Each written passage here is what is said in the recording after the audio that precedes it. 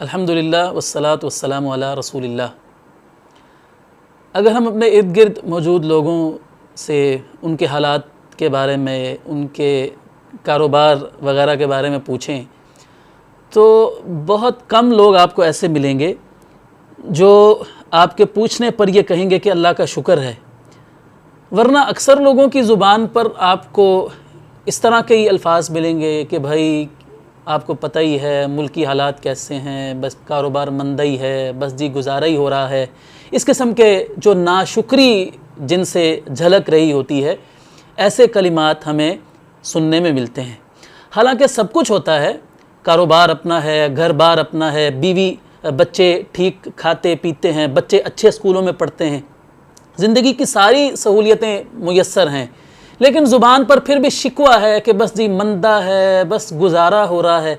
हालांकि सब कुछ अल्लाह का दिया हुआ मौजूद होता है, लेकिन ज़ुबान पर नाशुक्री के कलिमात होते हैं। तो ऐसा क्यों है? हर शख्स परेशान क्यों दिखता है? वो खुश क्यों नहीं है? उसके पास जो कुछ है उस पर वो खुश क्यों नहीं है? इसकी जहाँ और बहुत सारी वजूहात हैं, वहाँ एक वजह जो मुझे समझ में आई है वो एक जुमला है जिस जुमले ने हमसे हमारी खुशियाँ छीन ली हैं, और वो जुमला है लाइफ इज़ कंपटीशन। कि जनाब ज़िंदगी एक मुकाबले का नाम है। क्या मतलब कि हम में से हर शख्स वो अपने आप को, अपनी नेमतों को, अपनी सहूलतों को दूसरों के साथ कंपेयर करता है, दूसरों के साथ मुकाबला करता है।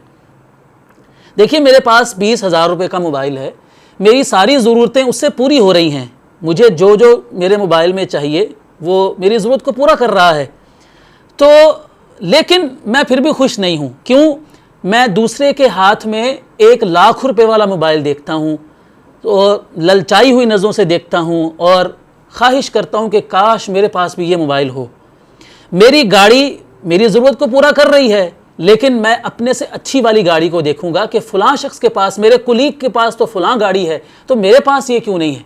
मतलब मेरे पास जो कुछ भी है मैं उससे मुतमईन नहीं हूँ और अपनी सहूलतों को, अपनी नेमतों को दूसरों के साथ कंपेयर करता हूँ, इसलिए मैं कभी भी खुश नहीं रह पाऊँगा। भाई, तुम अपनी ज़िंदगी जियो, जो तुम्हारे पास है उसको एंजॉय करो ना, अपनी लाइफ को खुद एंजॉय करो जो तुम्हारे पास है। दूसरों को क्या देखते हो? तो हम परेशान क्यों होते हैं कि जो हमारे पास है हम उससे खुश नहीं हैं और अपनी चीज़ों का दूसरों की चीज़ों के साथ कंपेयर करते हैं, मुकाबला करते हैं, मुवाजना करते हैं कि उसके पास ये है, मेरे पास ये नहीं है। और ये देखिए, ये जो लाइफ इज़ कंपटीशन ये जुमला है, इसने हमारी कामयाबियों को नाकामियाँ बना दिया है। हम कामयाब होते हैं, लेकिन इस जुमले की वजह से हम खुद को नाकाम समझने लग जाते हैं। इसकी मिसाल ये देखें कि एक बच्चा रिज़ल्ट कार्ड लेकर अपने बाप के पास आता है। बाप पूछता है, बेटा तुम्हारे कितने नंबर आए हैं? वो कहता है, बाबा मेरे 100 में से 90 मार्क्स आए हैं, 100 में से 90 नंबर आए हैं। शाबाश बेटा, आपने बहुत अच्छे नंबर लिए। कुछ देर के बाद पूछता है, बेटा वो जो हमारे साथ वाले अंकल रफ़ीक हैं उनके बेटे के कितने मार्क्स आए हैं? बाबा उसने तो 95 लिए हैं। जा यार, तू तो नकम्मा ही है, तू तो नखट्टू है, तू तो मेहनत ही नहीं करता है। मतलब कुछ देर पहले उसके 90 नंबर उसको, बाप को बहुत अच्छे लग रहे थे, वो बच्चे की हौसला अफजाई कर रहा था, उसको शाबाश दे रहा था, लेकिन अब उसने अपने बच्चे को हमसाये के बच्चे के साथ कंपेयर करना शुरू कर दिया है, तो उसको वो अपना बेटा नाकाम लग रहा है। यही हमारे साथ सबसे बड़ी प्रॉब्लम है कि हम दूसरों के साथ खुद को कंपेयर करते हैं।